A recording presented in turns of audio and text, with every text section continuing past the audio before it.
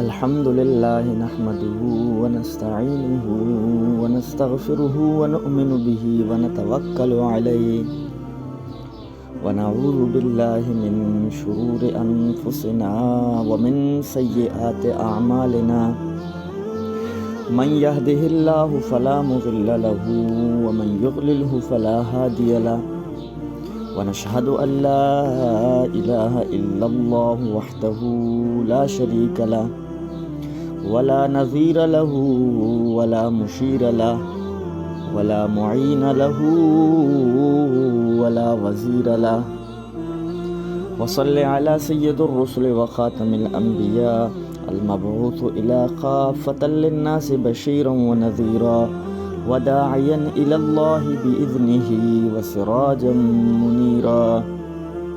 وقال الله تبارك وتعالى في القرآن المجيد والفرقان الحميد رب هب لي من الصالحين فبشرناه بغلام حليم فلما بلغ معه السعي قال يا بني إني أرى في المنام أني أذبحك فانظر ماذا ترى قال يا أبت افعل ما تؤمر ستجدني إن شاء الله من الصابرين فلما أسلما وتله للجبين وناديناه أن يا إبراهيم قد صدقت الرؤيا إنا كذلك نجزي المحسنين إن هذا لهو البلاء المبين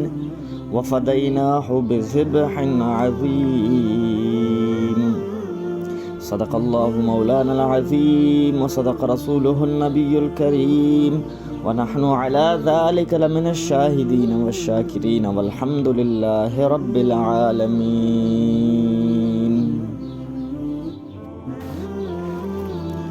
واجب الاحترام، قابل صد احترام معزز دوستوں اور ساتھیوں، جو آیات میں نے آپ حضرات کے سامنے تلاوت کی ہیں، حضرت ابراہیم علیہ السلام کی قربانی، قرآن پاک میں اللہ نے ان کا کہیں جگہ پر ذکر فرمایا ہے. ان آیات کریمہ کی مختصر تشریح کروں گا. حضرت ابراہیم علیہ السلام جلیل القدر پیغمبر تھے. انہوں نے 4 بڑے امتحانات پاس کیے، یعنی اللہ تعالیٰ نے ان سے 4 بڑے امتحان لیے. میرے بھائیو، سیدنا ابراہیم علیہ السلام پر جب پہلی آزمائش آئی تو وہ آزمائش، امتحان، وہ پرچہ، وہ پیپر ہمیں کیا سبق دیتی ہے؟ دوسری آزمائش ہمیں کیا سبق دیتی ہے؟ تیسری آزمائش اور چوتھی آزمائش سے ہمیں کیا سبق ملتا ہے؟ اللہ کے پیغمبر علیہ السلام کا اسوہ حسنہ میں کیا درس دیتا ہے؟ ہمیں اس بات پر غور کرنا چاہیے. حضرت ابراہیم علیہ السلام اللہ کا وہ جلیل القدر پیغمبر ہے کہ جس پیغمبر کا پہلا امتحان یہ ہوا کہ نمرود کے دربار میں سیدنا ابراہیم علیہ السلام کو لایا گیا. نمرود کے دربار میں کس لیے لایا گیا؟ کہ سیدنا ابراہیم علیہ السلام نے ان کے خداؤں کا ستیہ ناش کر دیا تھا. چھوٹے چھوٹے خدا جو انہوں نے ربواڑے میں رکھے ہوئے تھے اور ساری قوم میلے پر چلی گئی تو پیغمبر علیہ السلام اس ربواڑے میں داخل ہو گئے. کسی کا ناک توڑ دیا، کسی کا ہاتھ کاٹ دیا، اور جو ان میں سب سے بڑا تھا اس کے کندھے پر کلاڑا رکھ دیا. محترم دوستو، اللہ تعالیٰ کو پیغمبر ابراہیم علیہ السلام کی یہ ادا اتنی پسند آئی کہ ابراہیم علیہ السلام کس طرح ربواڑے میں گئے، وہاں جا کر انہوں نے کیا کیا کیا، پھر ان کے ساتھ کیا ہوا، اللہ نے ایک ایک ان کی ادا کو قرآن کے اندر محفوظ کر دیا. میرے محترم دوستو، واقعات کی تفصیل بیان نہیں کرنا چاہتا، مختصر لفظوں میں ان واقعات کی طرف اشارہ کر کے اپنا مدعا آپ کے سامنے رکھنا چاہتا ہوں. میرے بھائیو، جس وقت میلے سے قوم واپس آئی اور نمرود نے کہا کہ ہمارے خداؤں کا بیڑا غرق کون کر گیا، تو اس قوم کے لوگوں نے کہا قالوا سمعنا فتى يذكرهم يقال له ابراہیم. وہ بولے ہم نے سنا ہے ایک جوان ہے جو بتوں کے بارے میں کچھ کہا کرتا ہے جس کا نام ابراہیم ہے. یہاں پر لفظ ہے فتن، یعنی ایک نوجوان جس نے جھوٹے خداؤں کا بیڑا غرق کیا. تو معلوم ہوا کہ جو نوجوان ہوتا ہے وہی جھوٹے خداؤں کا بیڑا غرق کرتا ہے، اور نوجوان ہی کفر و شرک کا مقابلہ کرتا ہے، چاہے وہ پیغمبر ہو چاہے وہ امتی ہو. میرے بھائیو، اللہ تعالیٰ نے یہاں یہ نہیں فرمایا کہ وہ ایک آدمی تھا، وہ ایک نبی تھا جس نے یہ کام کیا. سمعنا رجلا، رجل نہیں فرمایا، بلکہ قرآن مجید میں یہ لفظ ہیں قالوا سمعنا فتن یذکرہم یقال لہ ابراہیم. فتن عربی میں کہتے ہیں ابھرتی ہوئی جوانی والے کو. سمعنا فتن یذکرہم یقال لہ ابراہیم، اسے لوگ ابراہیم علیہ السلام کہتے ہیں. تو ان کے کہنے پر ان کے بادشاہ نے کہا کہ ابراہیم علیہ السلام کو بلایا جائے.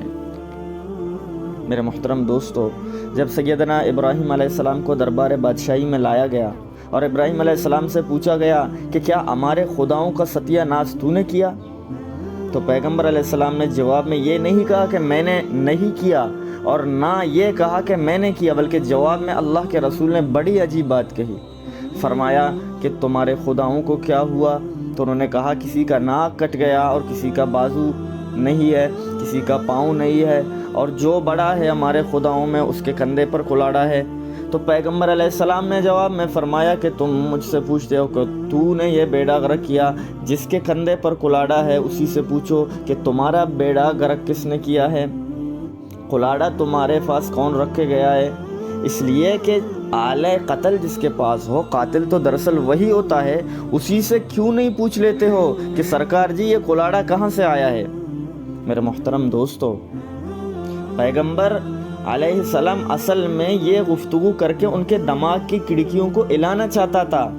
تو اس بادشاہ نے جواب میں کہا کہ اے ابراہیم، مجھے نہیں پتا کہ یہ جو بڑا ہمارا خدا ہے یہ تو بولتا نہیں، اسے کیسے پوچھیں. تو پیغمبر علیہ السلام نے فرمایا قال افتعبدون من دون اللہ ما لا ينفعكم شيئا ويضركم اف لکم ولم تعبدون من دون اللہ افلا تعقلون. اللہ کا پیغمبر علیہ السلام کہتا ہے کہ جو گفتگو نہیں کر سکتا وہ تمہارا خدا کیسے ہو سکتا ہے. جس خدا کو یہ بھی پتہ نہیں کہ کلاڑا میرے کندھے پر کون رکھے گیا ہے، جس بڑے کو یہ نہیں پتا کہ چھوٹے اور بڑوں کی ٹانگیں کون توڑ گیا ہے، وہ خدا تمہارا مشکل کشا حاجت روا کیسے ہو سکتا ہے. میرے محترم دوستو، پیغمبر علیہ السلام کی یہ گفتگو سن کر بادشاہ لاجواب ہو گیا. اس کے بعد اس بادشاہ نے 40 میل لمبی چوڑی آگ کی چیخا جلانے کا حکم دیا. 40 میل لمبی چوڑی آگ، آسمان سے باتیں کرنے والی آگ، آسمان سے گفتگو کرنے والی آگ دہک رہی ہے. سیدنا ابراہیم علیہ السلام کو ایک بہت بڑے ٹوکرے میں ڈال کر بڑے بڑے طاقتور لوگوں کے ذریعے دہکتی ہوئی آگ میں ڈال دیا گیا. یہ پہلا پرچہ تھا پیغمبر علیہ السلام کا، یہ پہلا امتحان تھا، یہ پہلی آزمائش تھی. ادھر پیغمبر آگ میں ہے، عرش والا خدا دیکھ رہا ہے کہ میرا نام لے کر میری کبریائی کا اعلان کر کے ایک شخص آگ میں گر رہا ہے. عقل کہتی تھی کہ تو جل جائے گا، عقل کہتی تھی کہ تو راکھ ہو جائے گا، لیکن عشق یہ کہتا تھا کہ جس خدا کے نام پر میں آگ میں جانا چاہتا ہوں اس آگ کو جلانے کا حکم وہی خدا دے سکتا ہے. میرے بھائیو، آگ کا کام ہے لوہے کو پگھلا دے، آگ کا کام ہے لکڑی کو جلا دے، آگ کا کام ہے ہڈیوں کو جلا دے.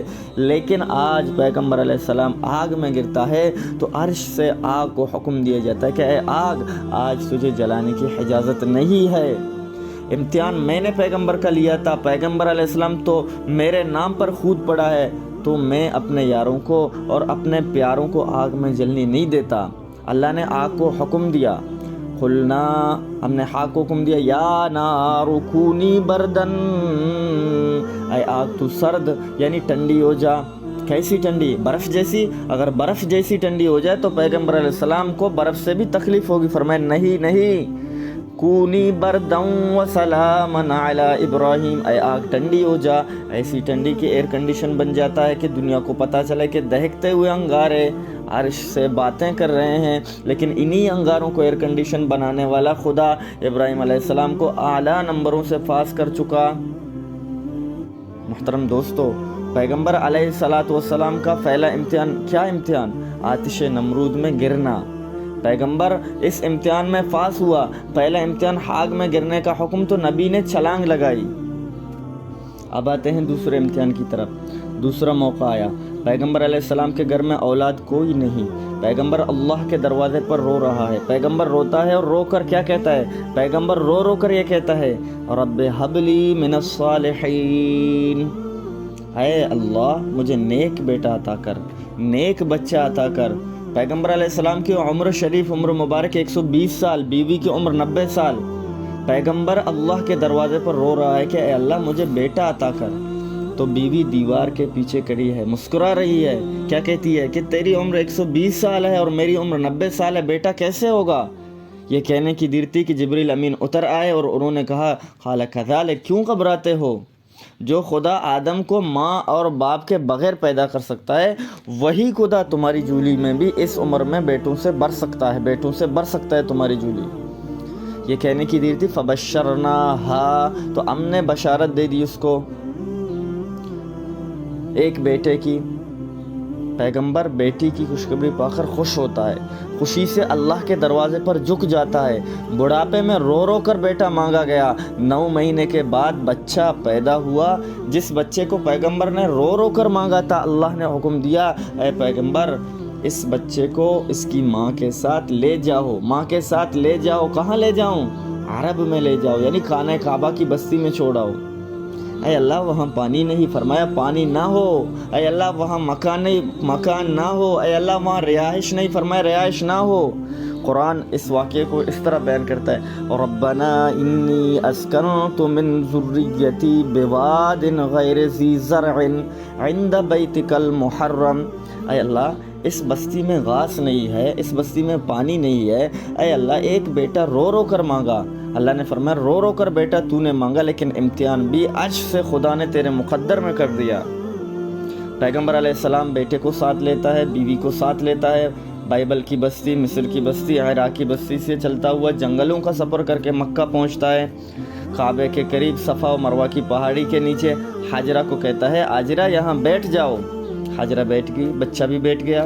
پانی کا مشکیزہ ساتھ ہے، تھوڑے سے ستو ساتھ ہیں۔ پیغمبر بیوی اور بچے کو چھوڑ کر چلنا چاہتا ہے، بیوی نے بازو پکڑ لیا۔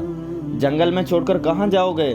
تو پیغمبر علیہ السلام نے اس کی طرف اشارہ کر کے کہا، اے حاجرہ مجھے تو تیرے ساتھ گفتگو کی بھی اجازت نہیں۔ ربنا انی اسکنت من ذریتی بواد غیر ذی زرع عند بیتک المحرم، کعبے کے پڑوس میں، ایسی بستی میں جہاں سبزہ کوئی نہیں، جہاں پانی کوئی نہیں، اس جگہ اللہ میری ذریت کو آباد کرنا چاہتا ہے۔ سیدنا ابراہیم علیہ السلام نے اشارہ کیا کہ میں اللہ کے حکم سے اے حاجرہ تیرے ساتھ گفتگو بھی نہیں کر سکتا۔ تو بی بی حاجرہ نے کہا، اگر حکم خدا کا ہے تو ابراہیم جا، مجھے آج تیری بھی ضرورت نہیں، اس لیے کہ اگر تو خدا کے حکم کا پابند ہے تو حاجرہ بھی خدا کے حکم کی پابند ہے۔ اور رو کر بیٹا مانگا، اس بیٹے کے لیے کہا اس کو جنگل میں چھوڑ دو۔ حاجرہ صفا مروہ کی پہاڑی کے درمیان بیٹھ گئی، پیغمبر سواری پر سوار کر آگے چلے گئے۔ میرے محترم دوستو، میرے بھائیو، ایک دن گزر گیا، 2 دن گزر گئے، کوئی شخص نہیں آیا، کوئی سبزہ نہیں، کوئی پانی نہیں، کوئی آدمی نہیں، کوئی چرند فرند نہیں۔ صفا مروہ کی پہاڑی میں پانی ختم ہو گیا، یعنی مشکیزے کا پانی ختم ہو گیا۔ 3 دن گزر گئے اور بیٹا، وہ بچہ، معصوم بچہ، اسماعیل پیغمبر بچہ، باپ بھی نبی، بیٹا بھی نبی، ایک جگہ جنگل پر بیٹھے ہیں۔ جب بیٹا پیاس سے تڑپنے لگا تو تڑپتے ہوئے بیٹے کو دیکھ کر حاجرہ سے برداشت نہ ہوا۔ حاجرہ بچے کو زمین پر رکھ کر وہاں سے چلتی ہے، پہاڑی پر چڑھتی ہے، پھر ادھر آتی ہے دوسری پہاڑ پر، لیکن جب درمیان میں پہنچتی ہے تو اس کو پہاڑوں کے درمیان میں ہونے کی وجہ سے بچہ نظر نہیں آتا، تو وہاں سے بھاگ کر چلتی ہے، تیزی سے چلتی ہے۔ عرش والا خدا اس کو دیکھ رہا ہے کہ امتحان حاجرہ کا بھی ہے اور امتحان بیٹے کا بھی ہے، امتحان باپ کا بھی ہے۔ حاجیو تم بھی دوڑو، اللہ تعالیٰ کو وہ ادائیں بڑی پسند آئی کہ بیٹا زمین پر پڑا ہے اور ماں پہاڑ کی چوٹی پر، پھر دوسرے پہاڑ کی چوٹی پر، اور کبھی اوپر چڑھتی ہے کبھی نیچے، 7 چکر لگائے۔ عرش والے خدا کو یہ چکر بڑے پسند آئے، اور قرآن میں اللہ تعالیٰ نے اس کا ذکر فرمایا، ان الصفا والمروہ من شعائر اللہ، ان پہاڑوں کو میں نے اپنی علامت بنا دیا۔ اور یوں اس کے بعد حج کے موقع پر اپنے پیغمبر پر لازم کر دیا، پیغمبر کے صحابہ پر لازم کر دیا کہ جب تم حج کرنے جاؤ تو اسی طرح جس طرح حاجرہ چکر لگاتی تھی، اے محمد صلی اللہ علیہ وسلم تجھے بھی چکر لگانے پڑیں گے، اے ابو بکر تجھے بھی چکر لگانے پڑیں گے۔ حاجرہ درمیان میں پہنچ کر تیزی سے چلتی تھی، اے حاجیوں تمہیں بھی تیزی سے چلنا پڑے گا، اس لیے کہ حاجرہ کا صفا پر چڑھنا بھی خدا کو پسند، مروہ پر اترنا بھی پسند، پہاڑ میں بیٹھنا بھی پسند۔ جب حاجرہ زخموں سے چور ہو گئی، دکھوں سے بھرپور ہو گئی، حاجرہ سوائے پریشانی کے کچھ نہ رہا، اللہ کے دروازے پر حاجرہ رونے لگی۔ حاجرہ روتی ہے اور روتی ہوئی بیٹے کے پاس آتی ہے کہ کہیں ایسا نہ ہو کہ پانی نہ ہونے کی وجہ سے بیٹا دنیا سے رخصت ہی نہ ہو چکا ہو، بیٹا تڑپ تڑپ کر جان ہی نہ دے چکا ہو۔ تو جب حاجرہ پریشان ہو کر آئی تو کیا دیکھتی ہے کہ بیٹا ایڑیاں رگڑتا ہے اور ان ایڑیوں سے آب زمزم کا چشمہ نکل رہا ہے۔ توجہ کیجئے، امام غزالی رحمۃ اللہ علیہ نے فرمایا، امام غزالی رحمۃ اللہ سے پوچھا گیا کہ حج کس چیز کا نام ہے؟ تو امام صاحب نے کہا کہ حج حاجرہ کی اداؤں کا نام ہے، اسماعیل کی وفاؤں کا نام ہے، اور ابراہیم کی دعاؤں کا نام ہے۔ اس پر تو غور کرو کہ یہ ابراہیم کا دوسرا امتحان تھا۔ پہلا امتحان آگ میں چھلانگ لگانے کا حکم، پیغمبر علیہ السلام نے چھلانگ لگا دی۔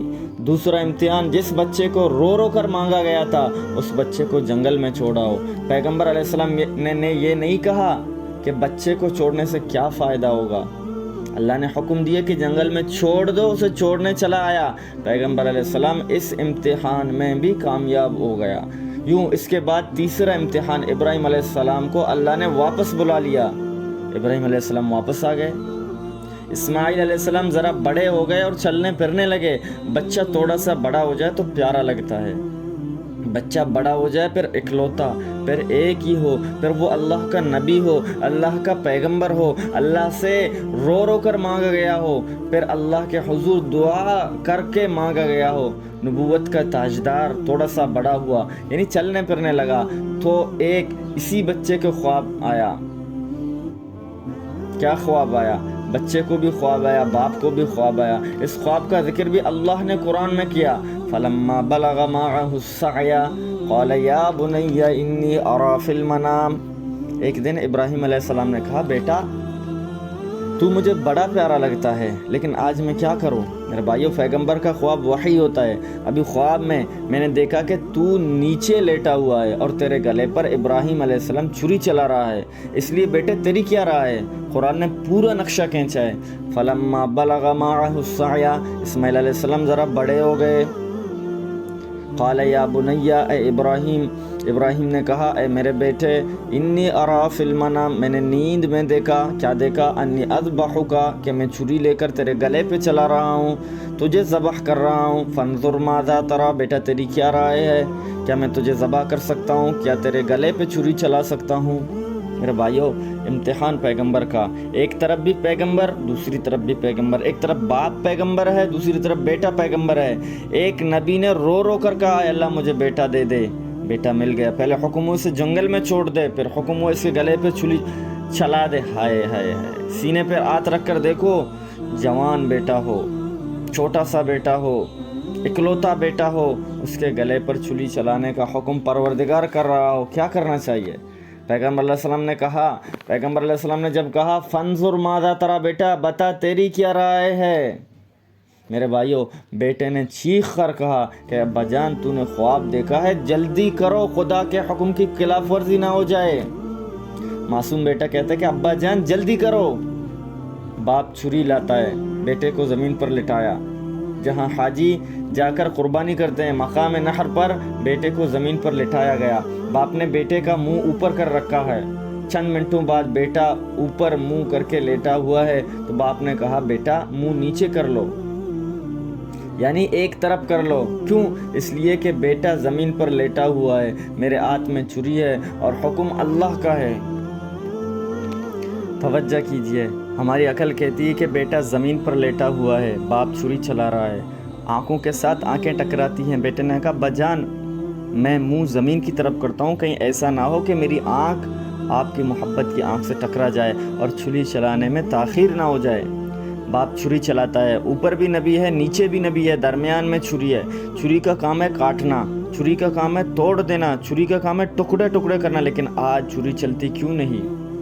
جس طرح آگ کا کام جلانا ہے، اللہ نے آگ کو روک دیا کہ ابراہیم کو مت جلاؤ، چھری کا کام کاٹنا تھا۔ آج چھری کو حکم ہوا کہ آج تجھے اسماعیل علیہ السلام کو کاٹنے کی اجازت نہیں۔ تو اسماعیل علیہ السلام عجیب بات کرتا ہے، ابراہیم چھری چلاتے ہیں۔ ایک موقع ایسا ہے چھری چلتے چلتے چھری کو زمین پر پھینک دیا، چھری چلتی کیوں نہیں؟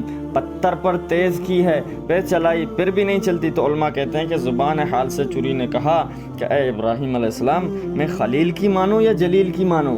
اے ابراہیم علیہ السلام، میں کس کی بات مانوں؟ جلیل کا حکم ہے کہ کاٹنے کی اجازت نہیں۔ اسماعیل علیہ السلام کی قربانی ہو رہی ہے۔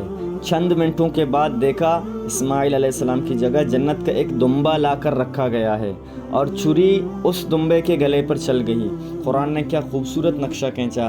فلما بلغ معه السعي قال يا بني إني أرى في المنام أني أذبحك فانظر ماذا ترى۔ بیٹے نے کہا ابا جان جلدی کر۔ قال یا ابت افعل ما تؤمر، جو حکم خدا نے دیا اس میں تاخیر نہ کرو۔ کیوں؟ ستجدنی ان شاء اللہ من الصابرین، مجھے صبر کرنے والوں میں پائے گا۔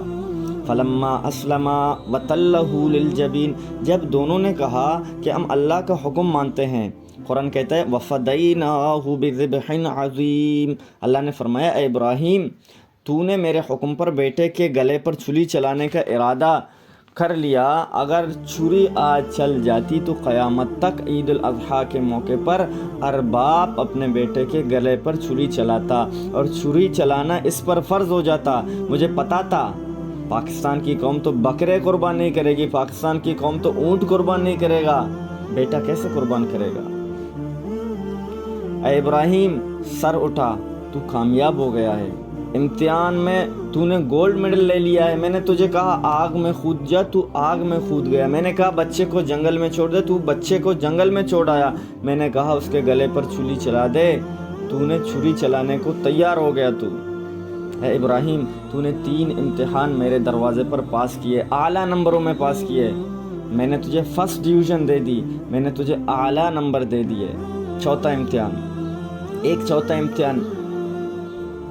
کہ تو اپنے بچے کو لے کر کعبے میں آ جا اور خود بھی کعبے میں آ جا، میرے گھر کی تعمیر کر، میرے گھر کو کھڑا کر۔ ابراہیم علیہ السلام اپنے بیٹے کو لے کر تعمیر کرنے آ رہا ہے۔ اسماعیل علیہ السلام اینٹیں اٹھا کر دیتا ہے اور ابراہیم علیہ السلام اینٹیں لگا رہا ہے۔ قرآن نے کہا وَإِذْ يَرْفَعُ إِبْرَاهِيمُ الْقَوَاعِدَ مِنَ الْبَيْتِ وَإِسْمَاعِيلُ رَبَّنَا تَقَبَّلْ مِنَّا إِنَّكَ أَنْتَ السَّمِيعُ الْعَلِيمُ۔ باپ اینٹیں لگا رہا ہے، بیٹا اینٹیں دے رہا ہے۔ 4 امتحان جب ابراہیم علیہ السلام پاس کر چکا، چاروں امتحانوں کے بعد ابراہیم علیہ السلام نے کہا اے اللہ میری دعا قبول کر۔ اللہ نے فرمایا صرف دعا ایک نہیں بلکہ آج تو جو مانگے گا میں تجھے دوں گا۔ چاروں امتحانوں میں نے تجھے اعلیٰ نمبروں سے پاس کر دیا، اے ابراہیم اب کیا مانگتا ہے؟ تو اللہ کے پیغمبر سیدنا ابراہیم علیہ السلام نے کعبہ کی دیواروں کے نیچے کھڑے ہو کر دعا مانگی اور آمین اسماعیل علیہ السلام نے کہی۔ دعا کیا ہے؟ ربنا وبعث فیہم رسولا منہم، اے اللہ میں تجھ سے دولت نہیں مانگتا، پیسے نہیں مانگتا، پلاٹ نہیں مانگتا، میں تجھ سے دنیا کی کارگزاری طلب نہیں کرتا، اے اللہ میں 4 امتحانوں میں پاس ہوا، تجھ سے ایک چیز مانگتا ہوں کہ جس محمد صلی اللہ علیہ وسلم کو تو نے آخر الزمان نبی بنا کر بھیجا ہے، اس محمد صلی اللہ علیہ وسلم کو میری اولاد میں پیدا کر۔ 4 امتحانوں کے بعد گولڈ میڈل ابراہیم علیہ السلام محمد الرسول اللہ صلی اللہ علیہ وسلم کی شکل میں طلب کر رہے ہیں۔ تو اللہ نے سیدنا ابراہیم علیہ السلام کی اولاد میں سے سیدنا محمد صلی اللہ علیہ وسلم کو پیدا کیا۔ میرے دوستو میں یہ کہنا چاہتا ہوں کہ 4 امتحان پیغمبر علیہ السلام نے پاس کیے، چاروں امتحانوں میں گھر نہیں دیکھا، اولاد نہیں دیکھی، رشتہ دار نہیں دیکھے، کچھ بھی نہیں دیکھا، صرف خدا کی رضامندی کو دیکھا، صرف خدا کی خوشنودی کو دیکھا، صرف اللہ کی رضامندی کو دیکھا اور کعبے کو آباد کیا۔ خلاصہ کلام میرے بھائیوں، میں آپ کے سامنے یہ پیغمبروں کے واقعات اس لیے دہراتا ہوں تاکہ آپ کو پتہ چل جائے کہ جہاں اللہ کا حکم ہوتا ہے، جہاں پیغمبر کا حکم ہوتا ہے، جہاں خدا کی مشیت ہوتی ہے اور نبی کے حکم کو سینے سے چمٹایا جاتا ہے۔ آپ نے دیکھا کہ سیدنا ابراہیم علیہ السلام نے اولاد کی کوئی پرواہ نہیں کی، بلکہ اپنی جان کی بھی پرواہ نہیں کی۔ آگ میں گرنے کا حکم ہوا، آگ میں چھلانگ لگا دی۔ اولاد دوسرے نمبر پر سب سے زیادہ پیاری ہوتی ہے، پیغمبر علیہ السلام نے اولاد بھی قربان کر دی۔